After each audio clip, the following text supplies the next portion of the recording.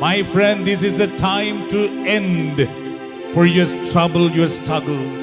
உங்களுடைய பிரச்சனைகள், உங்களுடைய போராட்டங்கள் எல்லாவற்றுக்கும் முடிவு வருகிற ஒரு உன்னதமான நேரம் இதுவாகும். God wants to strengthen you with his love. ஆண்டவராகிய கடவுள் அவருடைய அன்பினால் உங்களை பலப்படுத்த விரும்புகிறார். அவருடைய வல்லமை உங்கள் மேல் வரும் பொழுது நீங்கள் பலனடைகிறீர்கள், நீங்கள் வலிமை அடைகிறீர்கள். உங்கள் வாழ்க்கையில் இருக்கிற பலவீனங்கள் நீங்கி போய் விடுகிறது. உங்கள் வாழ்க்கையில் இருக்கிற இருள் அகன்று போய் விடுகிறது. உங்கள் வாழ்க்கையில் இருக்கிற சுமைகள் அகன்று போய் விடுகிறது. உங்கள் வாழ்க்கையில் இருக்கிற பிரச்சனைகளுக்கு முடிவு வந்து விடுகிறது. ஆண்டவர் உங்களை பலப்படுத்தும் பொழுது நீங்கள் தீமையை எதிர்த்து வெல்லுகிறவர்களாக மாறி விடுகிறீர்கள். Look God and receive your blessing right now. ஆண்டவரை பாருங்கள், அவருடைய ஆசீர்வாதத்தை இந்த நேரத்தில் நீங்கள் பெற்றுக் கொள்ளுங்கள். Hallelujah, Hallelujah, Hallelujah. அப்பா, நான் உம்மை பார்க்கிறேன், அன்பே நான் உம்மை துதிக்கிறேன்.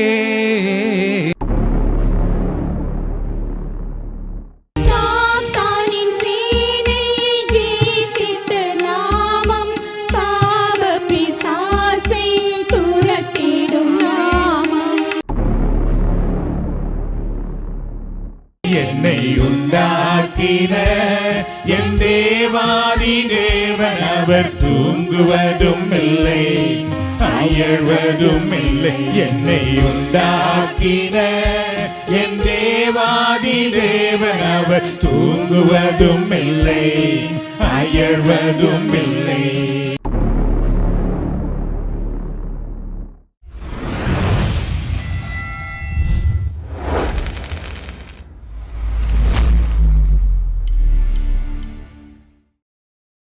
So கடவுளுடைய வார்த்தையை நாம் தியானிக்கலாம். Tonight we are going to meditate on small steps, big changes. சிறிய படிகள் பெரிய மாற்றங்கள் என்ற தலைப்பிலே பார்க்க போகிறோம். If you take any small steps, you will see big changes in your future. நீங்கள் ஒவ்வொரு சிறிய படியை எடுத்து வைக்கும் பொழுதெல்லாம் ஒரு பெரிய மாற்றத்தை, ஆசீர்வாதத்தை உங்கள் எதிர்காலத்தில் நீங்கள் காண முடியும். As we journey through this season of Lent, we must ask ourselves, are we truly seeking to change our life for the better? புனித வார நாட்களில் நாம் எங்கள் காலடிகளை எடுத்து வைத்திருக்கும் இந்த நாட்களிலே நாம் எல்லோரும் எங்களிடத்திலே ஒரு கேள்வி கேட்க வேண்டும். அதாவது, நாங்கள் எல்லோரும் ஒரு சிறந்ததை எதிர்பார்க்கின்றோமா என்றால் இது ஒரு முக்கியமான ஒன்று. Are we truly seeking to change our life for the better? ஒரு நல்ல நிலைக்கு எங்கள் வாழ்க்கை மாற வேண்டும் என்று நாங்கள் எதிர்பார்க்கின்றோமா என்றால், பல முறை தபசு காலம் என்றாலே நாம் ஒருத்தல் இருக்க வேண்டும் என்று நினைக்கிறோம். இதில் ஒருத்தல் இருக்க வேண்டும், இது பார்க்கக்கூடாது, இதுக்கு போகக்கூடாது, இது குடிக்கக்கூடாது, இது சாப்பிடக்கூடாது. சரி, நல்ல விடயம், அது ஒருத்துக்கிறோம். ஆனால் அதனால் நமக்கு வர வேண்டிய நன்மைகளை நாம் எதிர்பார்க்க வேண்டியது மிக மிக அவசியம். 40 நாட்களுக்கு பின்பு நாம் தொடர்ந்தும் எங்களுடைய பழைய வாழ்க்கைக்கு போவது நம்முடைய வாழ்க்கையில் ஒரு நன்மையை நாம் காண முடியாது. மாறாக இவைகளை நாம் செய்வதனால் நான் எந்த நிலைக்கு நான் வரப்போகிறேன் என்பது மிக மிக முக்கியமான ஒன்றாகும். என்றால் இயேசு எங்களுடைய நல்வாழ்வுக்காக தன் உயிரை கொடுத்தார். எங்களை நீங்கள் உங்களை ஒடுக்குங்கள், நீங்கள் அது செய்யுங்கள், இது செய்யுங்கள், இப்படி இருங்கள், அழுங்கள், குளறுங்கள், அப்படி அவர் சொல்லவில்லை. மாறாக நான் கொடுக்கிற நிறை வாழ்வை நீங்கள் பெற்றுக்கொள்ளுங்கள் என்று சொல்லியிருக்கிறார். ஆகவே எங்களுடைய நோன்பா இருக்கலாம், நம்முடைய ஒருத்தலா இருக்கலாம், எதுவாக இருந்தாலும் இயேசு என்ன சொன்னாரோ அதை நோக்கி செல்லுகிறதாக இருக்க வேண்டும். நம்முடைய வாழ்விலே அது ஒரு மாற்றத்தை தருவதாக இருக்க வேண்டியது மிக மிக அவசியம். So Lent is not just about sacrifices. புனித வாரம் அல்லது தவக்காலம் என்பது நாங்கள் எங்களை தியாகம் பண்ணுவது அல்லது நாங்கள் எங்களை ஒருத்து வாழ்வது மட்டும் அல்ல. It is about growth. அது ஒரு வளர்ச்சி காரணமாகும், வளர்ச்சிக்கான ஒரு நிலையாகும். சரியோ, அது மிக முக்கியமான ஒன்று.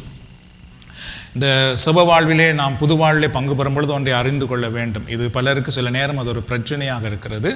அதாவது திருச்சபை பாரம்பரியமாக தவக்காலத்தை துக்கமாகத்தான் கொண்டாடும். சரியோ? சிலுவையிலே அவர் எங்களுக்காக மரித்தார், சிலுவையிலே மரித்தார், அவருடைய பாடுகளை நினைப்போம், அவருடைய பாடுகளை நினைத்து மனம் பெருந்துவோம். அதை தான் திருச்சபை பாரம்பரியமாக நமக்கு கற்றுக் கொடுக்கிறது. ஆனால் இந்த சப வழிபாடு அதை தாண்டி இன்னொருபடி மேலே வந்தது. அதாவது எங்களுக்காக மரித்ததை நாம் நினைவு கூறுவோம், அதே நேரத்தில் அவர் எங்களுக்காக உயிர்த்து விட்டார், அதை நாம் பற்றி கொள்ள வேண்டும். அந்த உயிர்ப்பின் வல்லமையை நாம் பெற்று வாழ வேண்டும், உயிர்த்த கிறிஸ்துவோடு நாம் வாழ வேண்டும் என்பது இந்த சுப வழிபாட்டினுடைய மையமாகும், முக்கியமான ஒன்றாகும். ஆகவே இந்த சுப வழிபாட்டிலே பார்த்தீர்கள் நாம் வெறும் துக்கத்தை மட்டும் நாம் கொண்டாடுவதல்ல, மாறாக அவர் எங்களுக்காக உயிர்த்து விட்டார், எங்களுக்காக மரித்தார், விடுதலை வாழ்வு தந்திருக்கிறார். ஆகவே நான் என் பாவத்திலிருந்து விடுதலை பெற்று, என் சாபத்திலிருந்து விடுதலை பெற்று, என் நோயிலிருந்து விடுதலை பெற்று என் ஆண்டவருக்கு நான் சான்று பகர வேண்டும். உயிர்த்த ஆண்டவரை நான் போற்றுவேன், எனக்காக பாடுபட்டாரே அவரை நான் உயர்த்துவேன் என்பதுதான் இந்த சுப வழிபாட்டினுடைய முக்கியமான மையமாகும். அதை தான் கிறிஸ்துவும் விரும்புகிறார். சரியோ?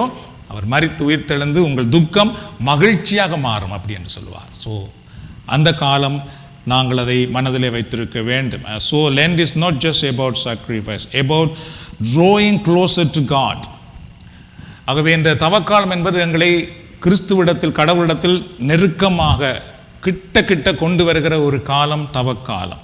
And about becoming the people he has called us to be.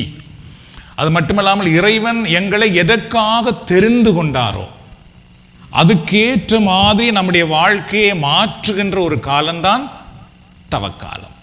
கடவுள் எதற்காக நம்மை தெரிந்து கொண்டாரோ அதுக்கேற்ற மாதிரி எங்கள் வாழ்க்கையை மாற்றுவது தவக்காலம்.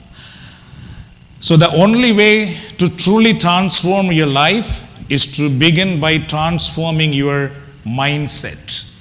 So முதலாவது நம்முடைய வாழ்க்கை ஒரு நல்ல வாழ்வாக, புது வாழ்வாக மாற்றம் அடைய வேண்டும் என்றால் முதலாவது எங்களுடைய மனநிலை மாற்றம் அடைய வேண்டும். அப்பொழுதுதான் எங்களுடைய வாழ்க்கை மாற்றம் அடையும், இல்லை என்றால் மாற்றம் அடையாது. சரியோ?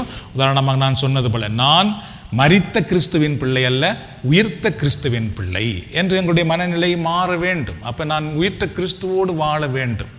ஸோ எங்களுடைய மனநிலை எப்பொழுது மாறுகிறதோ அப்பொழுது நம்முடைய வாழ்க்கை நிலை மாறும். இந்த தவக்காலத்தில் நான் ஒருத்தல் இருக்கலாம், ஆனால் அதற்கு பின்பு நான் தொடர்ந்தும் கிறிஸ்துவோடு வாழுவேன், கிறிஸ்துவுக்காக வாழுவேன் என்ற மனநிலைகள் நமக்கு வரும் பொழுது நம்முடைய வாழ்க்கை மாற்றம் அடைகிறது. So change is the end result of all true learning. அவை மாற்றம் என்பது அனைத்து உண்மையான கற்றலின் இறுதி விளைவாகும். சரியோ? நம்முடைய வாழ்க்கையின் மாற்றம் எங்கே உருவாகும் என்றால், நாம் எப்பொழுது நல்ல விடயங்களை கற்றுக்கொள்ளுகிறோமோ அந்த கற்றுக்கொள்ளுவதின் விளைவாகத்தான் நாங்கள் எங்களுடைய வாழ்க்கையிலே ஒரு பெரிய மாற்றத்தை காண முடியும். ஆகவே இந்த Lent season you have to learn many spiritual things, the good things. ஆகவே இந்த தவக்காலத்திலே நாங்கள் நல்ல ஆவிக்குரிய நல்ல பாடங்களை நாம் கற்றுக்கொள்வோமாக இருந்தால் அது நம்முடைய வாழ்க்கையில் ஒரு பெரிய மாற்றத்தை கொண்டு வருகிறது. So your life does not get better by chance, it gets better by change. ஆகவே எங்கள் எல்லோருடைய வாழ்க்கையும் பார்த்தீர்கள் என்றால் ஏதோ ஒரு வாய்ப்பினால் நல்லதாக மாறுவதல்ல, எங்களுடைய வாழ்க்கை எங்களுடைய வாழ்வின் மாற்றத்தினால் தான் நல்லதாக மாறும். நாங்கள் எப்பொழுது எங்களை மாற்றிக்கொள்ளுகிறோமோ அப்பொழுது எங்களுடைய வாழ்க்கை நல்லதாக மாறும். சரியோ? எங்களுக்கு எப்பயோ ஒரு லொட்டோ விழும் அல்லது எப்பயோ ஒரு லக்கு வரும், அப்போ எங்களுக்கெல்லாம் நல்லா நடக்கும், அப்படி அல்ல. இன்றைக்கே நாங்கள் எங்களுடைய வாழ்க்கையை மனதை மாற்றிக்கொள்ள ஆரம்பித்தால் எங்களுடைய நல்ல வாழ்வு இன்றைக்கே தொடங்குகிறது. So transformation is not a future event, it is a present activity. அதனால எங்களுடைய வாழ்வின் மாற்றம் என்பது எப்பயோ நடக்க வேண்டிய ஒன்று அல்ல, அது இப்பொழுதே ஆரம்பிக்கின்ற ஒன்றாகும். So seeking wisdom and understanding God's will. This is the step 1. ஞானத்தை தேடுதல், கடவுளின் சித்தத்தை புரிந்து கொள்ளுதல் என்பது நம்முடைய இந்த தியானத்தினுடைய முதல் படி. நம்முடைய வாழ்வு இந்த தவக்காலத்தில் நல்ல நிலையாக மாற்றப்பட வேண்டும் என்றால் சரிய முதல் step seeking wisdom and understanding God's will. ஞானத்தை தேடுவது, அதுக்கு முன்பு கடவுளுடைய விருப்பம் என்ன என் வாழ்க்கையிலே. நான் ஒரு கிறிஸ்தவனாக இருக்கிறேனே, அப்போ கடவுளுடைய விருப்பம் என்ன? நான் ஒரு கிறிஸ்தவ தாயாக இருக்கிறேன், என் வாழ்க்கையில் கடவுளுடைய விருப்பம் என்ன? நான் ஒரு கிறிஸ்தவ தந்தையாக இருக்கிறேன், என் வாழ்க்கையிலே கடவுளுடைய விருப்பம் என்ன? So the first step is transformation is seeking knowledge. நம்முடைய வாழ்வின் மாற்றத்துக்கு முதலாவது நாம் தேட வேண்டியது அறிவு என்பதை நாம் அறிந்து கொள்ள வேண்டும். சரியோ? தவறான அறிவுகள் நம்மை எப்பொழுதும் தவறாக வைத்திருக்கும். சரியான அறிவுகள் நம்மை சரியான நிலைக்கு கொண்டு வரும். ஒருவர் டாக்டராக வரணும்னா என்ன செய்யணும்? கோயிலில் வந்து ப்ரே பண்ணி கொண்டு இருந்தால் டாக்டராக வரலாமா? இல்லை. இன்ஜினியராக வர வேணுமெண்டா கோயிலில் வந்து எல்லா கூட்டங்களையும் பங்கு பெற்றி ஆண்டவரே இன்ஜினியராக மாற்றும் என்ற வர முடியுமா? நோ. இன்ஜினியராக வர வேண்டுமென்றா இன்ஜினியரிங் படிக்கணும், பள்ளிக்கூடத்துக்கு போகணும். டாக்டராக வர வேண்டுமென்றா மெடிசின் படிக்கணும். அந்த படிப்பதற்கு எனக்கு ஞானம் தாரும் என்று மன்றாடுவதற்காக சேர்ச்சுக்கு வரலாம். ஆனால் போய் அவர்கள் படித்தால்தான் டாக்டராக இன்ஜினியராக வரலாம். அதுபோல தான் நாம் இங்கே வருகிறோம், நம்முடைய நல்ல வாழ்வுக்கு எது வேண்டுமோ அதை பெற்றுக்கொண்டு அதை நாம் பயிற்சி செய்வதற்காக, நாம் கேட்கிறவைகளை வாழ்வதற்கு இந்த வழிபாட்டிலே பங்கு பெறும் பொழுது இறைவன் அந்த அருளை, அந்த வல்லமையை நமக்கு கொடுக்கின்றார். So understanding how things work in life and faith is essential. அதாவது நம்முடைய வாழ்க்கையில எவ்வாறு காரியங்கள் நடைபெறுகின்றன என்பதும் விசுவாசத்தினால் எவ்வாறு விடயங்கள் நடைபெறுகின்றன என்பதையும் அறிந்து கொள்ள வேண்டியது மிக மிக முக்கியமான ஒன்று. எங்களுடைய வாழ்க்கையில எவ்வாறு நிலைமைகள் மாறும், எவ்வாறு அவைகள் சரிவரும், அதுக்கு என்ன நான் செய்ய வேண்டும் என்று அறிந்து கொள்ள வேண்டும். அதுபோல நான் கடவுளை நம்புகிறேன் என்றால் விசுவாசம் என்றால் என்ன என்பதை நாம் அறிந்து கொள்வதன் வழியாக நம்முடைய வாழ்க்கையிலே நன்மைகளை பெற்றுக்கொள்கிறோம். Proverbs chapter 4 verse 7 says, the beginning of wisdom is this, get wisdom, though it cost all you have, get understanding. நீதிமொழிகள் 4:7 என்ன சொல்லுகிறது பாருங்கள். ஞானத்தை தேடி பெறுவதே ஞானமுள்ள செயல். சரியோ? உன் சொத்து எல்லாம் கொடுத்தாயினும் மெய்யுணர்வை தேடி பெற்றுக்கொள். திருமறை சொல்லுகிறது. இப்போ நாம் ஒரு நல்ல படிப்பு படிக்கணும் என்றால் சொத்தையே விற்கிறோம் சில நேரம். எதுக்கு? ஒரு நல்ல படிப்பு படிக்கிறதுக்காக. அப்போ திருமறை கூட என்ன சொல்லுகிறது என்றால், நீ கடவுளுடைய ஞானத்தை பெற்றுக்கொள்வதற்காக எது வேணுமென்றாலும் நீ கொடுக்க தயாராக இரு, எதை விட்டு கொடுப்பதற்கு நீ தயாராக, அந்த ஞானத்தை நீ பெற்றுக்கொள். ஞானத்தை பெற்றுக்கொள்வதற்காக ஞானத்தை தேடு அப்படின்னு திருமறை சொல்லுகிறது.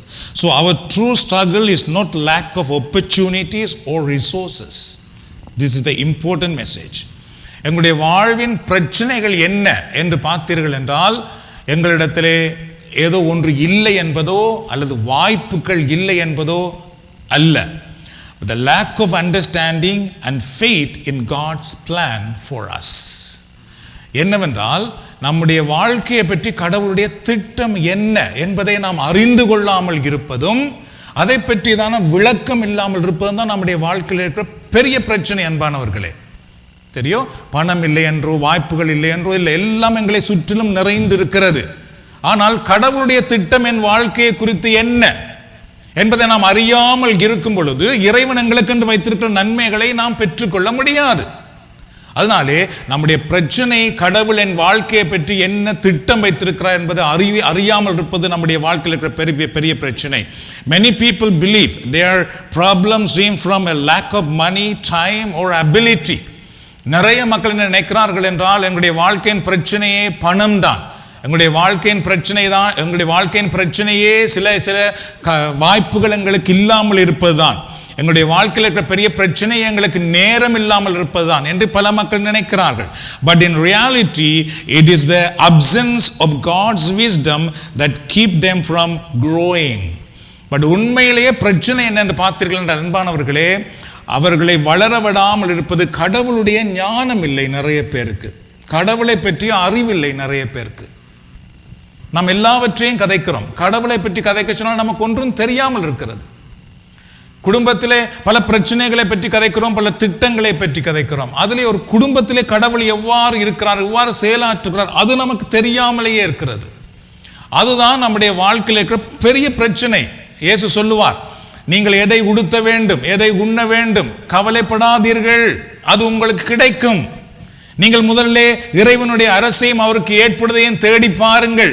உங்களுக்கு தேவையானதெல்லாம் உங்களுக்கு சேர்த்து கொடுக்கப்படும் என ஆண்டவர் சொன்னார். அந்த ஞானம் நமக்கு இல்லாமல் இருக்கிறது. நாம் என்ன செய்கிறோம் என்றால், அல்லும் பகலும் காலையும் மாலையும் நம்முடைய பணத்தை தேடி திரிகின்றோம், நம்முடைய சுகத்தை தேடி திரிகின்றோம், நம்முடைய சந்தோஷத்தை தேடி திரிந்து கொண்டிருக்கிறோம். ஆண்டவரே சொன்னார், இல்லை, முதலாவது எனக்கு ஏற்புடையதை நீ தேடு, அப்பொழுது உனக்கு தேவையானதெல்லாம் உனக்கு கொடுக்கப்படும். This is the wisdom, my friends. இதுதான் ஞானம், கடவுளை நாம் தேட கற்றுக்கொள்வது. ஆனால் this is foolish for the worldly people. உலகத்திலே வாழ்ந்து கொண்டிருக்கிறவர்களுக்கு இது ஒரு மடமைத்தனமாக இருக்கிறது. எப்படி கோயிலுக்கு போய் இருக்கிறதுனாலே, மன்றாடுவதனாலே, இறைவார்த்தை வாசிப்பதனாலே என்ன இவர்களுக்கு நன்மை வரப்போகிறது என்றுதான் அவர்கள் நினைக்கிறார்கள். இயேசு சொல்லுகிறார், இல்லை, நீ தேடிப்பார், உன் தேவைகள் எல்லாம் உனக்கு சேர்த்து கொடுக்கப்படும். When you see God's truth, you gain the power to overcome any obstacles. This is the powerful thing. நானும் நீங்களும் எப்பொழுது கடவுளுடைய உண்மையை தேடுகின்றோமோ, அப்பொழுது எப்படிப்பட்ட தடைகளாக இருந்தாலும் அவைகளை நாம் தாண்டி முன்னேற முடியும் என்பதுதான் உண்மை. சரியோ? அப்ப இறைவார்த்தையை நாம் அறியும் பொழுது, இறைவார்த்தையை நாம் படிக்கும் பொழுது என்ன உண்டாகிறது பாருங்கள். எங்களுக்கு ஏற்படுகிற எல்லா தடைகளையும் தாண்டி செல்லக்கூடிய சக்தி நமக்கு உண்டாகிறது. அல்லேலூயா. கரங்களை தட்டுதரவே ஆண்டவருக்கு நன்றி கூறலாம். When you trust in God's guidance, you find the strength to face any challenges. நீங்கள் எப்பொழுது கடவுளுடைய வழிநடத்தலை சார்ந்து நிற்கிறீர்களோ, அதை கண்டுபிடிக்கிறீர்களோ, அப்பொழுது உங்களால் எந்த சவாலையும் எதிர்த்து நிற்க முடியும். ஒன்றை கண்டு நீங்கள் பயப்பட மாட்டீர்கள், எதை கண்டும் நீங்கள் மனம் கலங்கி போக மாட்டீர்கள், சோர்ந்து போக மாட்டீர்கள். ஏனென்றால் உங்களுக்குள்ளே ஒரு விசுவாசம் இருந்து கொண்டே இருக்கும். இதனால் என்னை ஒன்றும் செய்ய முடியாது, இந்த பிரச்சனையினால் என் குடும்பத்தை ஒன்றும் செய்ய முடியாது, என் பிள்ளைகளுடைய வாழ்க்கையை ஒன்றும் செய்ய முடியாது என்ற ஒரு தைரியம் உங்களுக்கு வரும். இது இல்லாமல் இருப்பதனால் தான் நிறைய பேர் பிரச்சனையில் இருக்கிறார்கள், துன்பத்திலே, போராட்டத்திலே, கவலையிலே, தனிமை வாட்டி போயிருக்கிறார்கள். ஏனென்றால் அவர்களால் அவர்களை மேற்கொண்டிருக்கிற பிரச்சனையை வெற்றி கொள்ள முடியாத சக்தி இல்லாதவர்களாக இருக்கிறார்கள். அந்த சக்தி நமக்கு எப்படி கிடைக்கும் பாருங்கள். கடவுளுடைய வார்த்தையை அறியும் பொழுது, கடவுளுடைய ஞானத்தை தேடும் பொழுது அந்த வலிமை நமக்கு கிடைக்கும், அந்த விசுவாசம் நமக்குள்ளே வரும். With God's love as your foundation, no problem too big to overcome you. கடவுளுடைய அன்பு, கடவுளுடைய அரவணைப்பு உங்கள் வாழ்க்கையினுடைய ஒரு அடித்தளமாக இருக்குமாக இருந்தால் எந்த பிரச்சனையும் உங்களுக்கு பெரிதானது அல்ல என்றால் இறைவன் உங்களுக்கு பெரிதானவராக இருப்பார். God's promises empower you to rise above every difficulties. கடவுளுடைய வல்லமை எங்களை நிறைக்கும் பொழுது பார்த்தீர்கள் என்றால் நாங்கள் எந்த பிரச்சனையையும் தாண்டி மேலே வரக்கூடிய சக்தி நமக்கு உண்டாகிறது. உதாரணமாக இந்த வழிபாட்டுக்கு நீங்கள் வருவீர்கள், வரும்பொழுது பார்த்தீங்கன்னா ஏதோ ஒரு கவலை, ஏதோ ஒரு துன்பம், ஏதோ ஒரு சோர்வு இருக்கலாம். ஆனால் இதில் வந்து பங்கு பெற ஆரம்பித்துக்கும் பொழுது, பாடல்களை பாடும் பொழுது, ஜெபம் கேட்கும் பொழுது, ஜெபிக்கும் பொழுது, இறைவார்த்தை கேட்கும் பொழுது அந்த பயமெல்லாம் அப்படி இல்லாமல் போவதை நீங்கள் காண்பீர்கள். அந்த சோர்வு, அந்த களைப்பு உங்களிடத்தில் இல்லாமல் போவதை நீங்கள் காண்பீர்கள். அது எவ்வாறு உருவாகிறது என்றால் வெறும் வார்த்தையை கேட்பதனால் மட்டுமல்ல, கடவுளுடைய வல்லமை, God empower you, ஆண்டவர் உங்களை தன்னுடைய வல்லமையினால் நிரப்புகிறார். அந்த நேரத்தில் Saint Augustine once said,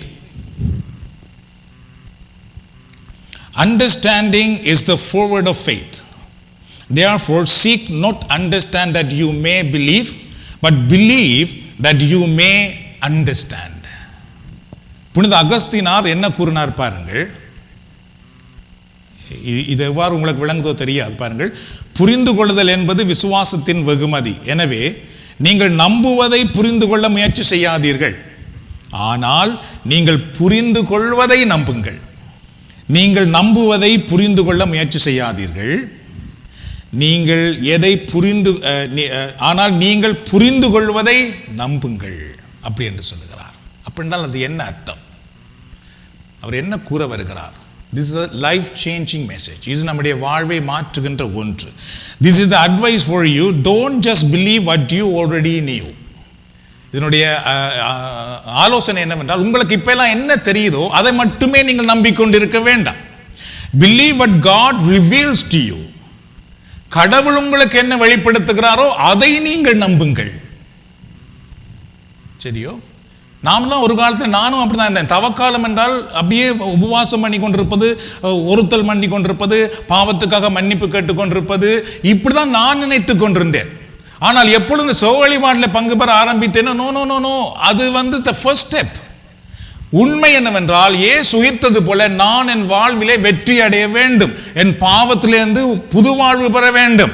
இயேசு உயிர்த்தெழுந்து நீங்கள் தான் இந்த உலகத்துக்கு சாட்சி, ஒளி, உப்பு என்று சொன்னாரே, அதுபோல நான் இருக்க வேண்டும். இதுதான் உண்மையான தவக்காலம் என்பதை நான் வந்து செப வழிபாட்டில் பங்கு பெறும் பொழுது புரிந்து கொண்டேன். அதனாலே தான் என் வாழ்க்கையிலே மாற்றம் வந்ததே தவிர, மற்றபடி நான் ஒருத்தர் செய்து கொண்டிருந்ததாலோ அல்லது பாவ சங்கீதனம் செய்து கொண்டு மட்டும் இருந்ததாலோ என் வாழ்க்கையிலே மாற்றம் வரவில்லை. இதனால் ஒரு மாற்றமும் வராது. அது நம்மை நல்ல ஒழுக்கத்துக்காக பயன்படுத்துவதற்கு நிறைய உதவுகிறது, உண்மைதான். அது நம்முடைய உள்ளத்தை அப்படியே கவலைப்பட வைக்கிறது, உண்மைதான். இயேசு சொல்லுவார், எனக்காக நீங்கள் ஒருத்தர் அழ வேண்டாம், உங்களுக்காக உங்கள் பிள்ளைகளுக்காக அழுங்கள். அதெல்லாம் ஒரு காலத்தில் எனக்கு விளங்கவில்லை. இந்த செப வழிபாட்டில் பங்கு பெற்றிய பொழுதுதான் எனக்கு விளங்கியது. நோ, நான் இயேசுநாதர் பாடுபட்டார் என்று அழக்கூடாது, எனக்காக அழ வேண்டும், என் எதிர்காலத்துக்காக அழ வேண்டும். I have to cry for my future, for my blessing, for my good things, for my family. நான் வந்து இயேசுவுக்காக அழைக்கப்படவில்லை, இயேசு எனக்காக பாடுபட்டு வெற்றியை கொடுத்திருக்கிறார். மகனே, இனி நீ வெற்றியாய் வாழ வேண்டும், இனி பாவத்துக்கு நீ அடிமையா இருக்கக்கூடாது, அதை வெற்றி கொண்டு வாழ். அந்த அறிவு தான் நம்முடைய வாழ்க்கையிலே. அதான் தூய அகஸ்தினார் என்ன சொல்லுகிறார் என்றால், உங்களுக்கு எதெல்லாம் இப்பொழுது தெரிந்திருக்கிறதோ அதையே நம்பிக்கொண்டிருக்காதீர்கள். தவக்காலம் 40 நாள் இப்படியே இருக்க வேண்டும், அதையே நம்பிக்கொண்டிருக்க வேண்டாம். இப்பொழுது கடவுள் உங்களுக்கு எதை வெளிப்படுத்துகிறாரோ அதை நீங்கள் நம்ப ஆரம்பியுங்கள். இயேசு உங்களுக்கு என்ன சொல்ல வருகிறாரோ அதை நீங்கள் நம்புங்கள். எத்தனையோ காலம் இந்த தவக்காலம் வரும் பொழுது, இந்த செப வழிபாட்டுக்கு பங்கு பெறுவதற்கு முன்பதாக நான் இறை வார்த்தையை வாசிக்கவில்லை. வெறும் கோயிலில் போய் கேட்கறது, அவ்வளவுதான். கோயிலில் போய் கேட்கும் பொழுது எவ்வளவோ நாங்கள் விஷயத்தை விட்டுருவோம். நாம் சில நேரத்தில் எங்களுக்கு சரியான விளக்கமாக கூட நமக்கு தரப்படாது அதிலே, சரியோ. ஆனால் அதற்கு பின்பு இறைவார்த்தை நான் வாசிக்க வேண்டும். தவக்காலம் என்றாலே நான் ஆண்டவருடைய பாதத்திலிருந்து இறைவார்த்தை வாசிக்க வேண்டும், அதற்கு அர்ப்பணித்து செபிக்க வேண்டும் என்று கற்றுக்கொண்ட பொழுதுதான் அந்த இறைவார்த்தையினை புதுப்பிக்க ஆரம்பித்தது. திருப்பவும் கேட்கிறேன் பாருங்கள், எத்தனையோ மக்கள் தவக்காலத்தில் இறைவார்த்தை வாசிக்கிறார்களா? இல்லை. இறைவார்த்தை வாசிக்காமல் எப்படி நாம் கிறிஸ்தவர்களாக இருப்பது? எப்படி இருக்கிறது இது? அப்போஸ்தலர்கள் நமக்கு கொடுத்தது என்ன? இயேசுவின் வார்த்தை. நாம் எல்லோரும் தூய திருச்சபையிலே அப்போஸ்தலர்களை நம்புகிறோம், அப்போஸ்தலர்கள் பின்னணி வருகிறோம் என்று சொல்லிக்கொண்டு அவர்களால் கொடுக்கப்பட்ட வார்த்தை எப்படி நாம் நம்பாமல், வாழாமல், முக்கியத்துவப்படுத்தாமல் இருக்கிறது? அதனால் அன்பானவர்களே,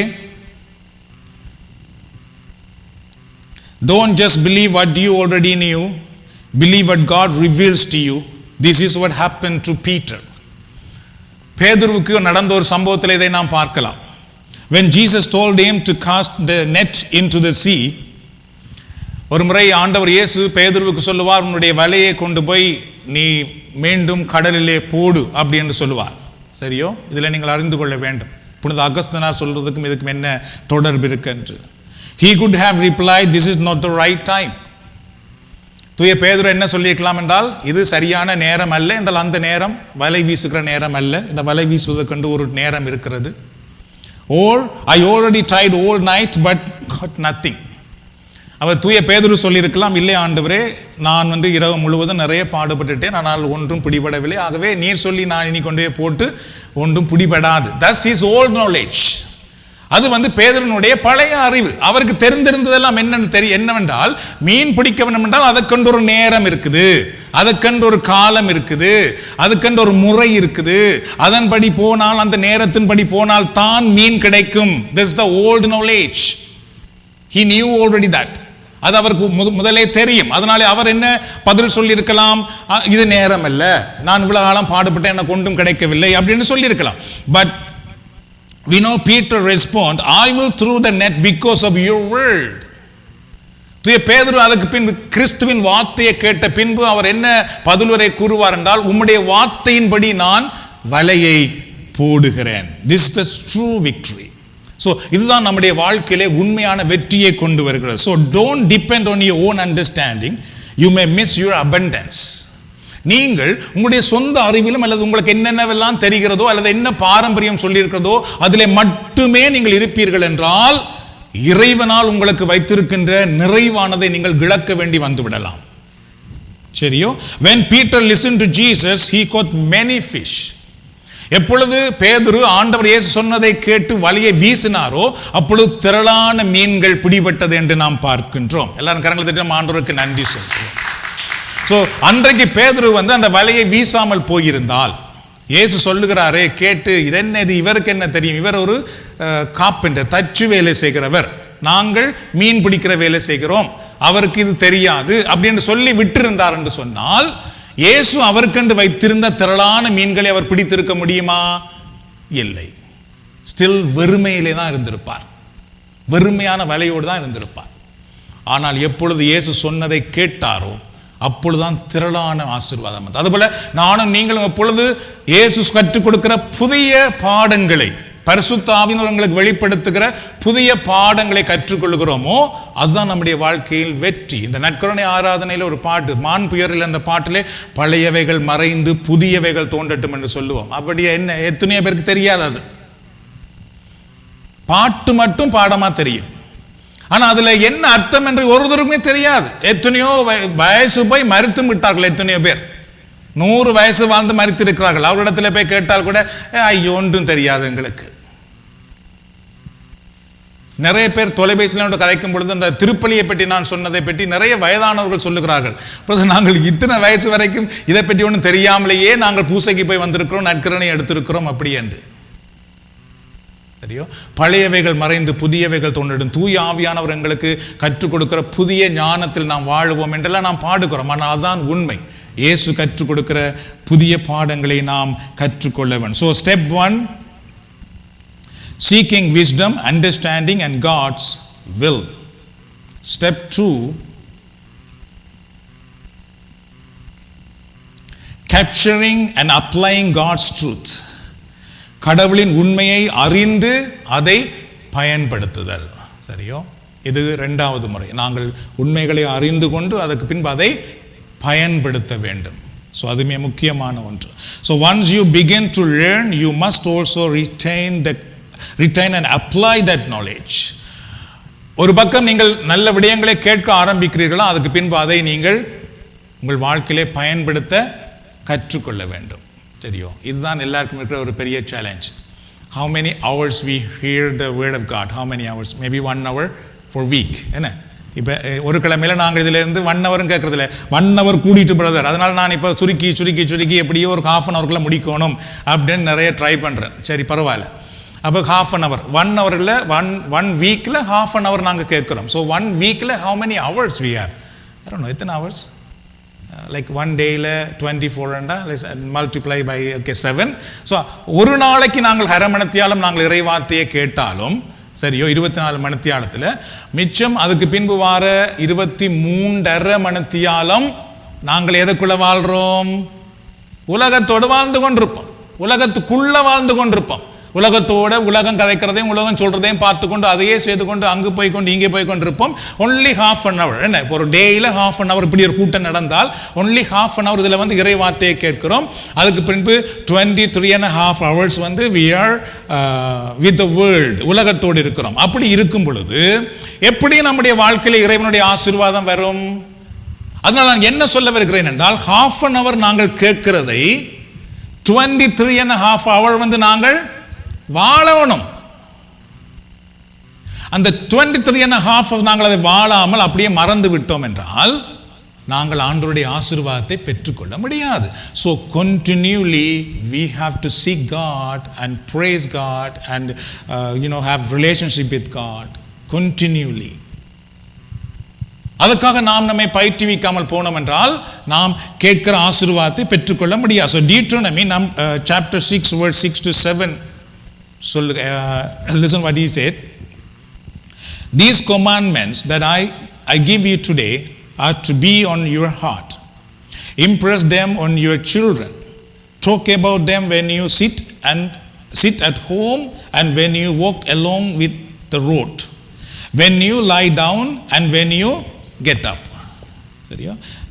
உபாகமம் அல்லது இணை சட்டம் 6ஆம் அதிகாரத்திலே 6-7 வசனங்கள் என்ன அழகான வார்த்தையை சொல்லுது பாருங்கள். இன்று நான் உனக்கு கட்டளையிடும் இவ்வார்த்தைகள் உன் உள்ளத்தில் இருக்கட்டும். சரியோ? எங்கே இருக்கணுமோ, எங்கே இருக்கணும்னு கடவுள் சொல்கிறாரோ அதை கவனிக்கணும். உன் உள்ளத்தில் இருக்கட்டும். இவ்வார்த்தைகள் உன் உள்ளத்தில் இருக்கட்டும். நீ இவற்றை உன் பிள்ளைகளின் உள்ளத்தில் பதியுமாறு சொல்.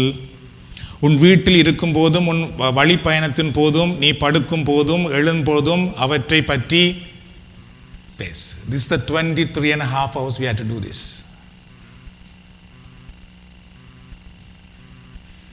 முதல்ல கடவுள் வார்த்தை எங்க வைக்கட்டாம்? உள்ள வைங்க, உள்ளத்துக்குள்ள வைங்கன்னு சொன்னார் கடவுள். சரியோ? எத்தனை பேர்கிட்ட பைபிளே இல்லை முதல்ல. அப்ப எப்படி அது உள்ளத்துக்குள்ள வரப்போகுது? இது கடவுள் கற்றுக் கொடுத்தது. என் வார்த்தைகளை உன் உள்ளத்திலே முதலாவது நீ வை, அப்பதான் கடவுளுடைய ஆசீர்வாதம் வரும் என்று. அப்ப நான் பைபிளே எடுக்காம விட்டுட்டோம் ஒன்று, அது உள்ளத்தில் இல்லாமல் போயிற்று ஒன்று. அதுக்கு பின்பு என்ன சொன்னார் பாருங்கள், அவற்றை உன் பிள்ளைகளுக்கு உள்ளத்தில் பதியுமாறு நீ சொல். நமக்கு என்ன தெரியும் இறைவார்த்தையை பற்றி பிள்ளைகளுக்கு சொல்றதுக்கு? நீ ஜெபம் பண்ணு, அல்லது நீ ஜெபம் பண்ண உன்கிட்ட சாத்தான் நிற்குது, அல்லாட்டி நீ பூசைக்கு வா. அதை ஏன் பூசைக்கு வரணும்னு கேட்டால் எங்களுக்கு சொல்ல தெரியுது இல்லை, அல்லாட்டி அதை செய் இதை செய், இதை தான் நமக்கு சொல்ல தெரிந்ததே தவிர கடவுளுடைய வார்த்தை நமக்கு சொல்ல தெரியவில்லை. கடவுள் வார்த்தை இப்படி சொல்லுகிறது, அதனால நீ இப்படி ஜெபம் பண்ணு. கடவுள் வார்த்தை இப்படி சொல்லுகிறது, அதனால உன் எதிர்காலத்துக்காக இப்படி மன்றாடு. கடவுள் வார்த்தை இப்படி சொல்லுகிறது, அதனால உன் வருமானத்தில் நீ இவ்வாறு கொடு. கடவுள் வார்த்தை இப்படி சொல்லுகிறது, அதனால நீ இப்படித்தான் உன் வாழ்க்கையை வாழ வேண்டும். இப்படி எங்களுக்கு சொல்ல தெரியும்? சரி, அதுக்கு பின்பு என்ன சொல்லப்படுத்தார்கள்? உன் வீட்டில் இருக்கும் போதும், உன் வழி பயணத்தின் போதும், நீ படுக்கும் போதும், எழும் போதும். See, the whole life, the whole time, இருக்கும் பொழுது, எழும்பும் பொழுது, படுக்கும் பொழுது, சாப்பிடும் பொழுது, அதை பற்றி நீ பேசு. இதை நாம் செய்யும் பொழுது என்ன சொல்லுகிறார்கள் என்றால், இது this is wrong, this is too much, this is like Pentecost. See, ஆனால் ஆண்டவர் என்ன சொல்றார்? நீ இதை செய்து பார், அப்பொழுது என்னுடைய ஆசீர்வாதத்தை நீ காண்பாய். So God calls us to write His word on our hearts, to meditate on it daily. கடவுளுடைய வார்த்தையை நம்முடைய உள்ளத்தில் வைத்து அதை தியானம் பண்ண வேண்டும். And to live according to His wisdom. அவருடைய விருப்பத்தின்படி நாம் வாழ வேண்டும். So you should not depend on your memory to remember important lessons. You should write it down because writing allows you to visit it later. So அதனால மிக முக்கியமான ஒன்று, I want to finish with this. ஒன்றை அறிந்து கொள்ள வேண்டும், தயவு செய்து உங்களுடைய ஞாபக சக்தியை நீங்கள் ஒருபோதும் நம்பி இருக்கக்கூடாது. திருப்பவும் சொல்லுகிறேன், இது முடிஞ்ச பிறகு கூட கேட்டால் என்ன சொன்னது தெரியாது எங்களுக்கு என்று தான் நாம் சொல்ல போகிறோம். அதனால எங்களுடைய ஞாபக சக்தி ஒரு நாள் நம்பக்கூடாது.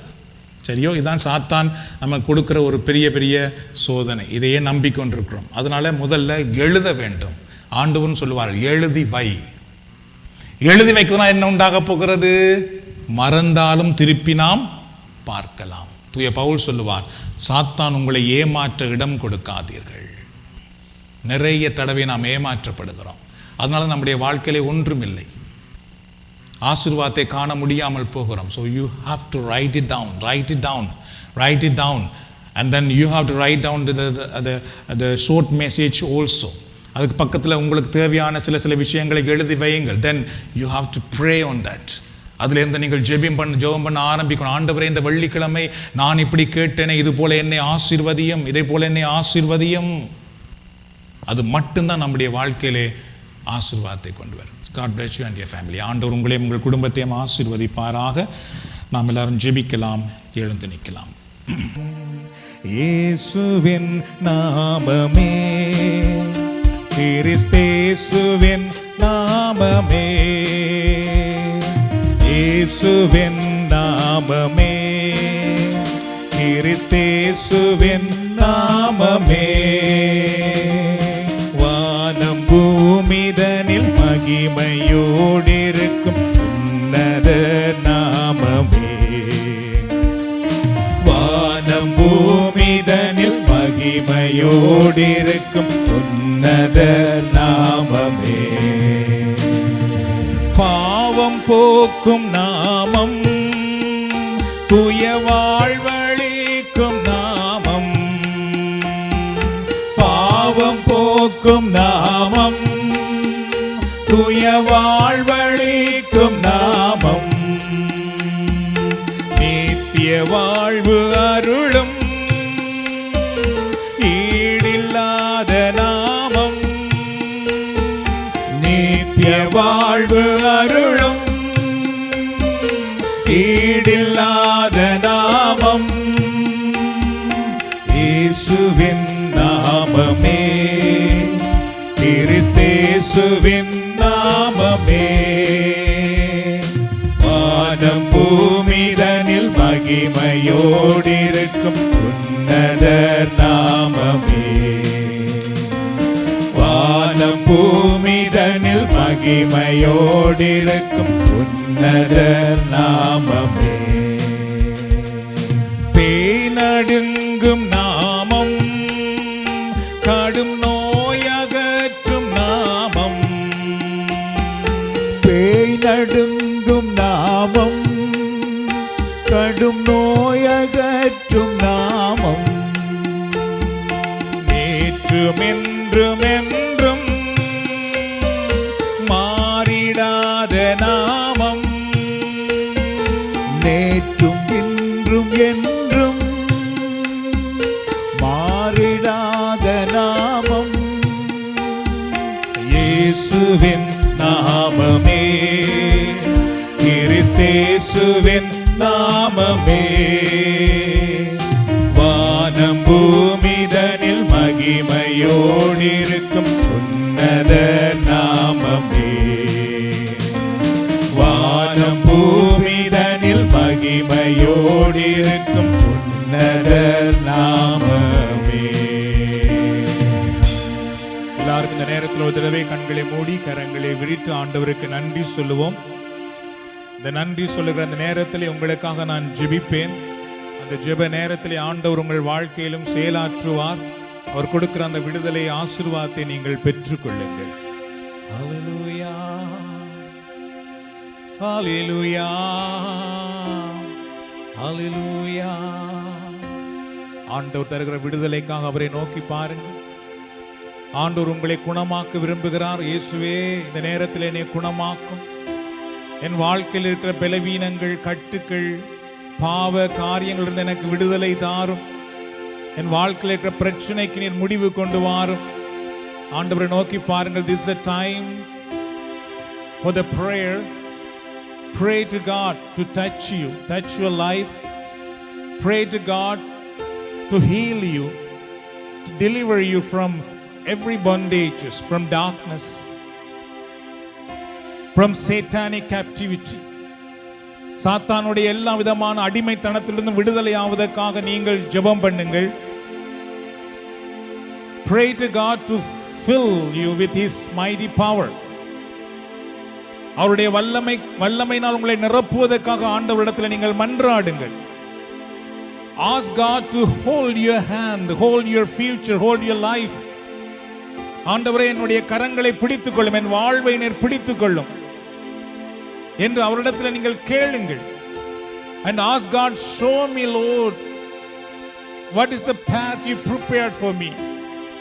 எனக்காக நீர் ஆயத்தப்படுத்திக்கிற பாதை எது ஆண்டவரே, எனக்கு நீர் வெளிப்படுத்தும். கேளுங்கள், அவர் உங்களுக்கு சொல்லிக் கொடுப்பார். And pray for your children. உங்களுடைய பிள்ளைகளுக்காக நீங்கள் ஜெபியுங்கள். Because Lord wants your children. ஆண்டவருக்கு உங்கள் பிள்ளைகள் தேவையாக இருக்கிறது. உங்களுடைய பிள்ளைகளுடைய எதிர்காலம் ஆண்டவருக்கு தேவையாக இருக்கிறது.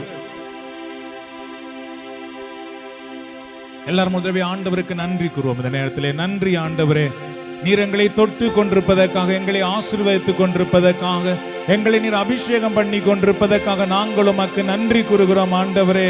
Lord, we thank you for your presence. Lord, we thank you. You are touching us. You are speaking to us. Lord, you are sending your anointing on us. ஆண்டவரே, உம்முடைய அபிஷேகத்தை எங்கள் மேல் நீர் அனுப்பி கொண்டிருக்கிறீரே, அதற்காக நாங்கள் உமக்கு நன்றி கூறுகிறோம். இந்த நேரத்திலே நீர் எங்களை விடுதலை ஆக்கி கொண்டிருக்கின்றீர். எங்கள் வாழ்க்கைக்குள்ளே நீர் வந்து கொண்டிருக்கிறீர் ஆண்டவரே. Lord, you are coming into my heart, in my life with Thank you Lord. ஆண்டவரே, என்னுடைய உள்ளத்துக்குள்ள என் வாழ்க்கைக்குள்ள நீர் வந்து கொண்டிருப்பதற்காக நான் உமக்கு நன்றி கூறுகிறேன். இந்த நேரத்திலே எனக்கு எதிராக எந்த தீமையும் வெற்றி கொள்ள முடியாது, எனக்கு எதிராக வருகிற எந்த ஆயுதமும் எனக்கு வாய்க்காத ஆண்டவரே, உமக்கு நான் நன்றி கூறுகிறேன். இந்த நேரத்திலே எனக்கு எதிராக இருக்கிற எந்த மலையும் உம்முடைய ஆசீர்வாதத்தை தடுக்க முடியாத ஆண்டவரே, அதற்காக நான் உமக்கு நன்றி கூறுகிறேன். இந்த நேரத்திலே ஆண்டவர் இயேசுவின் நாமத்தினால் இப்பொழுது ஒவ்வொருவருடைய வாழ்க்கையிலும் விடுதலை உண்டாவதாக, விடுதலை உண்டாவதாக, விடுதலை உண்டாவதாக. In the mighty name of Jesus, everyone deliver right now, everyone deliver right now in the mighty name of Jesus. இயேசு கிறிஸ்துவின் நாமத்தினால் ஒவ்வொருவருக்கும் விடுதலை உண்டாகட்டும் ஆண்டவரே. ஒவ்வொரு கட்டுகளும் கட்டவிழ்க்கப்படுவதாக. ஒவ்வொருடைய வாழ்க்கையில் இருக்கிற பாரங்கள், செபிக்க முடியாத நிலைகள், மகிழ்ச்சியாக இருக்க முடியாத நிலைகள், மந்தமான நிலைகள், கவலைக்குரிய நிலைகள், பயப்படுகிற நிலைகள் இயேசுவின் நாமத்தினால் இப்பொழுது இல்லாமல் போவதாக. I rebuke every spirit of fear right now to leave right now. ஒவ்வொருவருக்குள்ளும் இருக்கிற பயத்தின் ஆவிகள் வெளியேறும்படி நான் இப்பொழுது கட்டளை இடுகிறேன். ஒவ்வொருவருக்குள்ளும் இருக்கிற பலவீனத்தின் ஆவிகள் இப்பொழுது வெளியேறுவதாக. I rebuke every spirit of weakness to leave right now. ஒவ்வொரு பலவீனத்தின் ஆவிகளும் இயேசுவின் நாமத்தினால் இப்பொழுது வெளியேறுவதாக, இப்பொழுது வெளியேறுவதாக. ஒவ்வொரு உடல்களிலும் ஆண்டவருடைய வல்லமை இறங்கி வரட்டும். இயேசுவின் நாமத்தினால் இப்பொழுது அற்புதங்கள் நடப்பதாக, நோய்கள் குணமடைவதாக. In the mighty name of Jesus Christ, every disease be healed right now. ஒவ்வொரு நோய்களும் இப்பொழுது குணமடைவதாக. ஒவ்வொரு கட்டிகளும் இப்பொழுது மறைந்து போவதாக. ஒவ்வொரு உடலில் இருக்கிற ஒவ்வொரு நோய்களும் இப்பொழுது நீங்கி போவதாக. எலும்புகளிலே உள்ள நோய்கள் குணமடையட்டும் இப்பொழுது. I pray to heal every bone right now. ஒவ்வொரு எலும்புகளும் இப்பொழுது குணமடைவதாக. Every sickness in the skin disappear right now. ஒவ்வொரு தோள்களில் இருக்கிற ஒவ்வொரு நோய்களும் இப்பொழுது மறைந்து போவதாக, மறைந்து போவதாக. Sickness in the back be healed right now. உடலின் பின்பக்கம் இருக்கிற நோய்கள் இப்பொழுது குணமடைவதாக. நாடியில் உள்ள நோய் குணமடைவதாக. முள்ளந்தண்டில் உள்ள நோய் குணமடைவதாக. இயேசுவின் நாமத்தினால் குணமடைவதாக. Be healed right now. In the sickness in the leg be healed right now. காலில் உள்ள நோய்கள் இப்பொழுது குணமடைவதாக. இந்த மலையை பார்த்து அகன்று போ என்று சொன்னால் அது அகன்று போகும் என்று ஆண்டவர் நீர் எங்களை கற்றுக் கொடுத்திருக்கிறீர். ஆகவே இப்பொழுது ஒவ்வொருடைய உடலில் இருக்கிற நோயை பார்த்து நாங்கள் சொல்லுகிறோம், இயேசுவின் நாமத்தில் இப்பொழுது அகன்று போவதாக, அகன்று போவதாக, அகன்று போவதாக. தரித்திரங்கள் நீங்கி போவதாக, இல்லாமைகள் அகன்று போவதாக, சாத்தானின் வல்லமைகள் அகன்று போவதாக. இயேசுவின் நாமத்தில் விடுதலை உண்டாவதாக, வெற்றி உண்டாவதாக. ஆண்டவரே, ஒவ்வொருடைய குடும்பத்திலும் இருக்கின்ற எல்லா விதமான பரம்பரை சாபங்கள் இருந்து இப்பொழுது விடுதலை உண்டாகட்டும் ஆண்டவரே. பரம்பரை சாபங்கள் இருந்து இப்பொழுது விடுதலை உண்டாவதாக. ஒவ்வொருவருடைய குடும்பத்திலும் இருக்கின்ற எல்லா விதமான பரம்பரை சாபங்கள் இருந்தும் இப்பொழுது விடுதலை உண்டாகும்படி நாங்கள் மன்றாடுகிறோம். I bind the spirit of bondage in Jesus name. எல்லா விதமான பிசாசின் கட்டுகளும் இப்பொழுது இயேசுவின் நாமத்தில் அகன்று போவதாக. I bind every spirit of fear in Jesus name. இயேசுவின் நாமத்தினாலே எல்லா பயத்தின் ஆவிகளையும் இப்பொழுது கட்டி அப்புறப்படுத்துகிறேன் ஆண்டவரே. I bind every spirit of confusion in Jesus name. எல்லா விதமான பதட்டங்களை, குழப்பங்களை உருவாக்குகிற எல்லா தீ ஆவிகளும் இப்பொழுது இயேசுவின் நாமத்திலே வெளியே போவதாக. நன்றி ஆண்டவரே, உம்மை நாங்கள் போற்றுகிறோம் இந்த நேரத்திலே. ஹல்லேலூயா, ஹல்லேலூயா, ஹல்லேலூயா. அப்படியே கரங்களை உயர்த்தி சொல்லுவோமா? உம்மை நோக்கி பார்த்தேன், உம்மை நினைத்து துதிக்கின்றேன், உம்மை நோக்கி பார்க்கின்றேன், உம்மை நினைத்து துதிக்கின்றேன்.